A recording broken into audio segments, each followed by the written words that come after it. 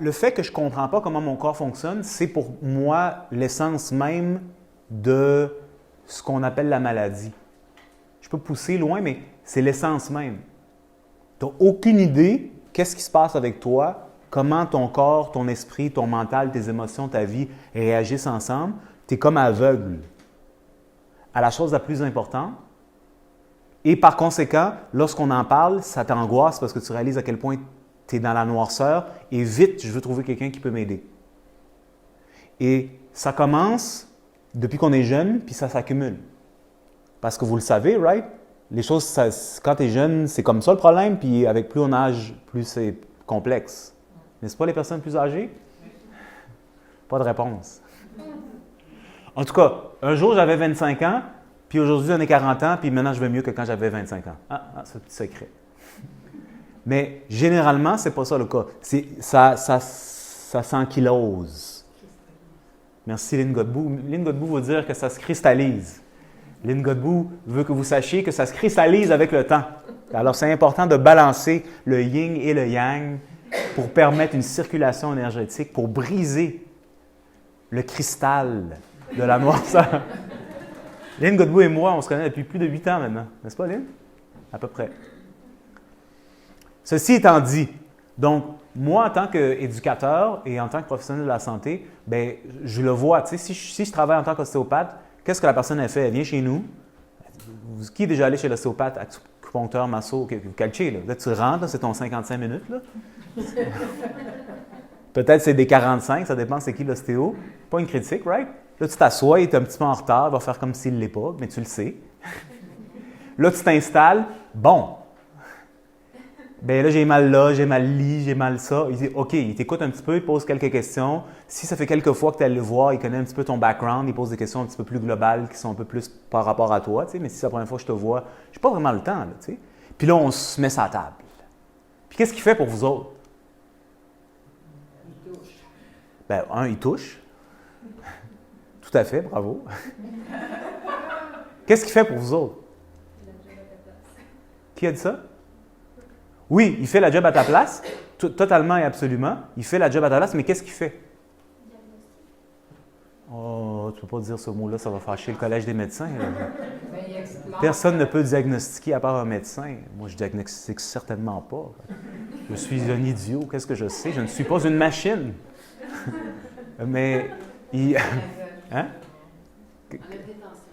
OK, donc là, sa job, c'est d'essentiellement rentrer en relation avec, on va dire, la sphère digestive. Il va évaluer, pas diagnostiquer.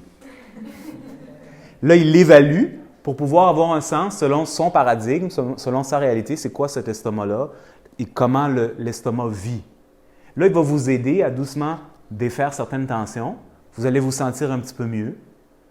Il va l'intégrer avec le reste du corps. C'est quelques couches, là, tu sais. Puis là, tu vas chez toi, puis tu sens que ça va un petit peu mieux jusqu'à temps que la problématique ressurgit d'une façon ou d'une autre. Mais lui, il n'a pas le temps de s'asseoir avec toi et t'expliquer « Yo, check comment ça marche. » C'est pas sa job. Parce que toi, tu ne le payes pas pour qu'il t'explique, tu le payes pour qu'il enlève ta douleur avec ses mains. Oui ou non? Oui.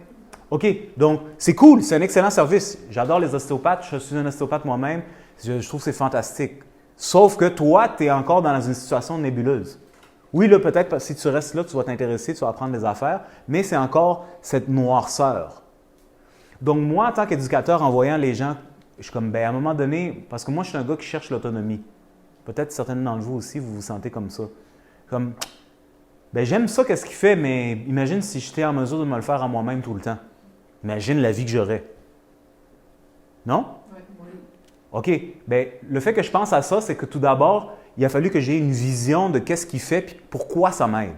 Puis, quel était mon problème en premier pour comprendre comment, à partir de là, développer des stratégies pour améliorer ma santé et au fait même la bâtir.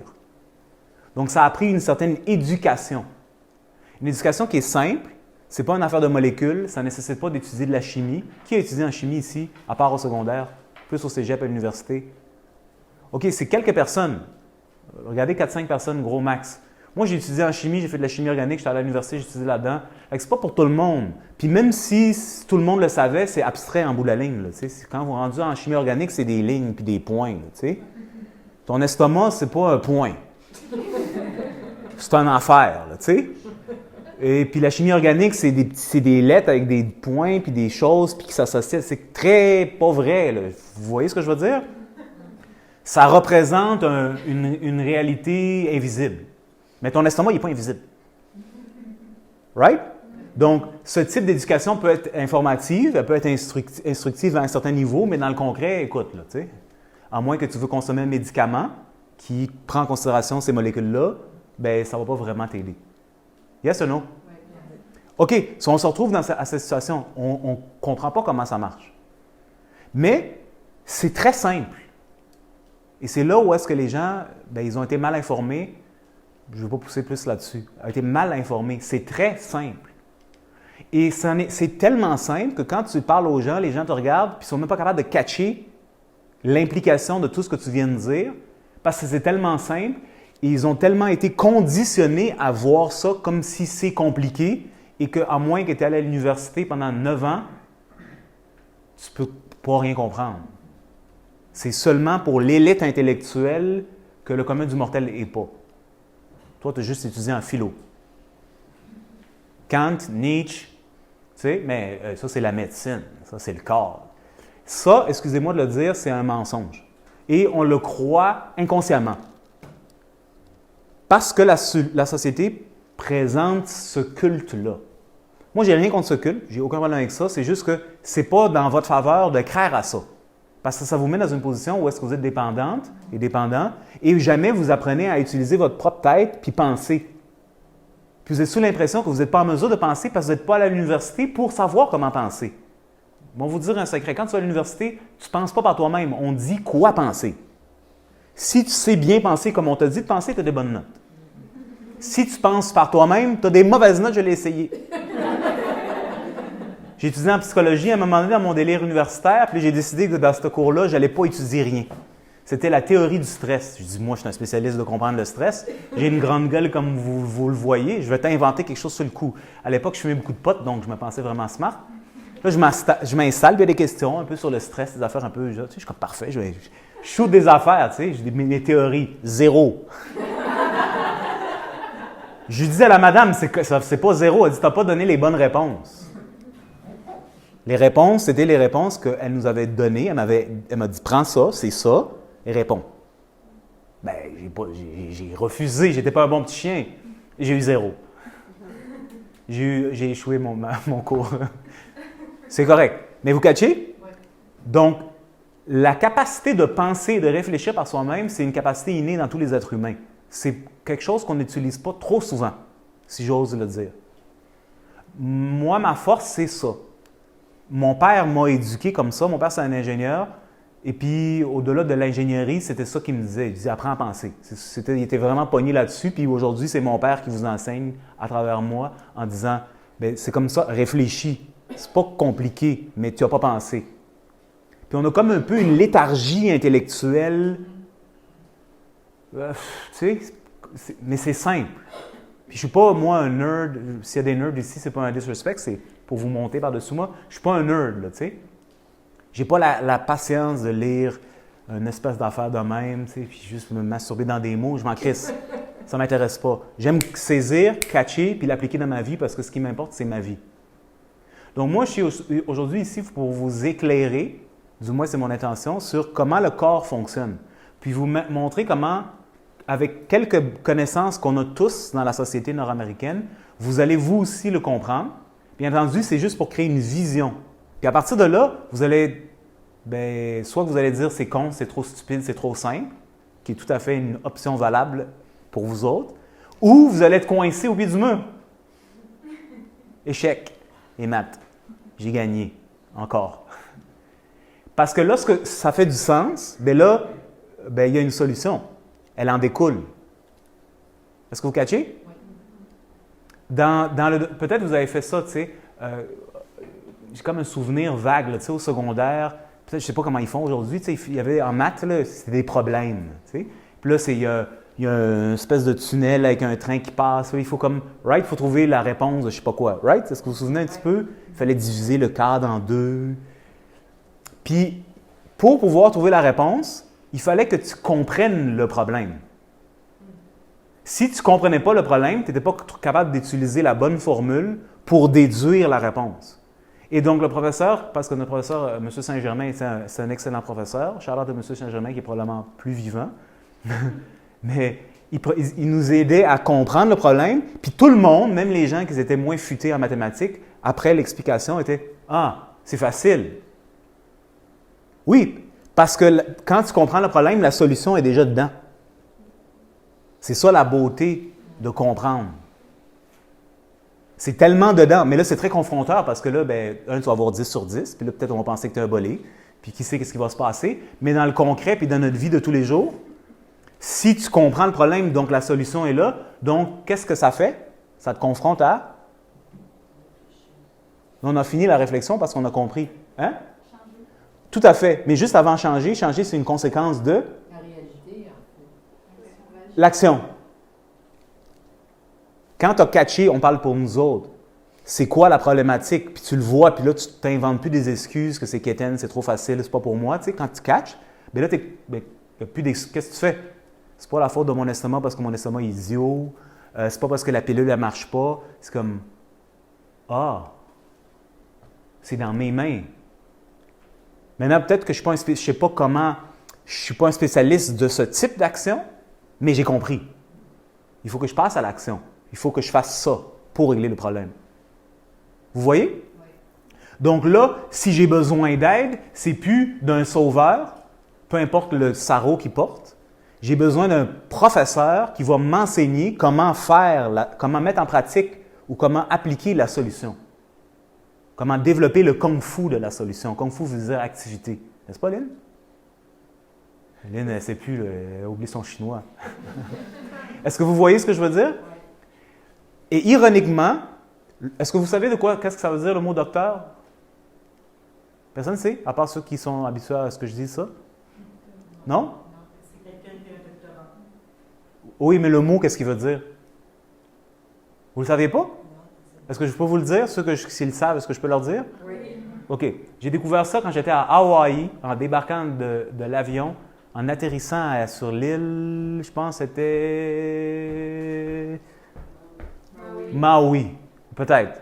Puis là, j'attendais le taxi ou je ne sais pas quoi, puis là, j'ai regardé des pamphlets, parce que c'est des petits aéroports, puis là, il y avait une affaire de naturopathe, puis la madame, elle expliquait le mot docteur. Puis je dis, je n'avais jamais pensé à ça. Docteur sa racine vient du mot docere, qui veut dire enseigner. Le PhD, là, à l'université, on l'appelle docteur parce que c'est un maître d'un savoir et donc il est dans une position, he professor, he could teach. He's the master of the knowledge to teach you. Donc, un docteur qu'on appelle un médecin, c'est Dr. Oz. Dr. Oz. Tout le monde connaît Dr. Oz?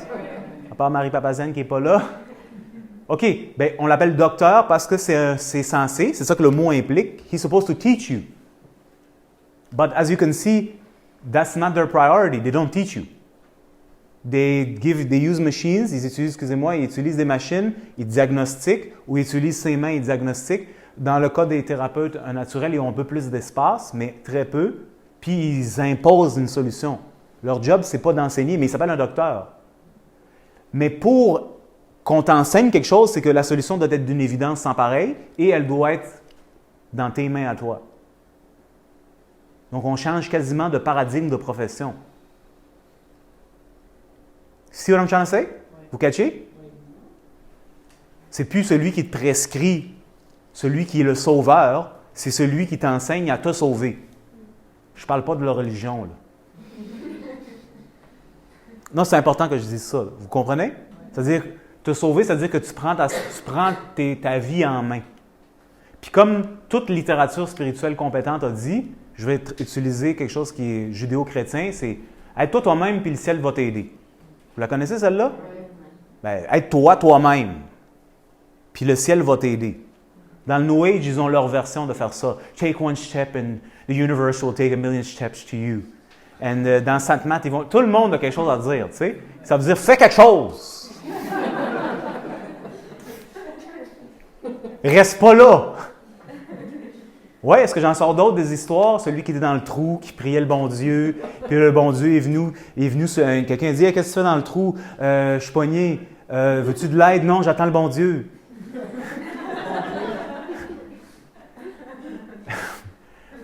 Ça, là, ce que je viens de dire, aide-toi toi-même puis le ciel t'aidera, ça a un autre mot. C'est quoi? Prends ton grabat et marche. Quoi c'est? Prends ton grabat et marche. Ton grand bas? Grabat. C'est quoi un grabat? Ton lit. Tu prends ton lit avec toi? Puis tu vas où? Pourquoi tu amènes ton lit? C'est une façon de dire prends-toi en main. Avec ton lit. Fatigue en chemin. C'est ça? Je vais y penser. Il faut que tu amènes ton lit avec toi pour passer à l'action? Hein? Tu peux prendre des pauses dans ton lit. Je me demande c'est qui a sorti celle-là. C'était dans la Bible, ça. C'était dans la Bible. Ça, je la connais pas, je vais la checker. Prends ton grabat. Je vais aller checker le mot en hébreu d'abord pour voir qu'est-ce qu'il disait vraiment. Parce que, hein? Un grabat. Un grabat. Mon check that. For sure. Pas un grabat. Oui, j'ai vu, j'ai caché. Un grabat. Un grabat. OK. So, sur ce, On est dans la Bible. c'est quoi le mot que je cherchais? Pas grabat. Hein? Quoi c'est? Hein? On l'avait dit. Mais tout ça, OK, je vais vous le simplifier parce qu'on a comme perdu le fil. C'est ça. La morale de tout ça, c'est que ça nécessite de se responsabiliser. Ça, c'est là où est-ce que tu perds 95% de la foule. Pas vous autres, parce que vous autres, vous êtes extraordinaires. Mais le commun du mortel, se responsabiliser, ça veut dire quoi? 1, comment? 2, c'est pas de ma faute, c'est sa faute. 3, je veux que ça soit de sa faute. Parce qu'il a fait ça, c'est sa faute. Puis tant que j'ai pas eu ma vengeance, c'est sa faute. Tu sais? Il y a un plaisir dans... il y a un plaisir.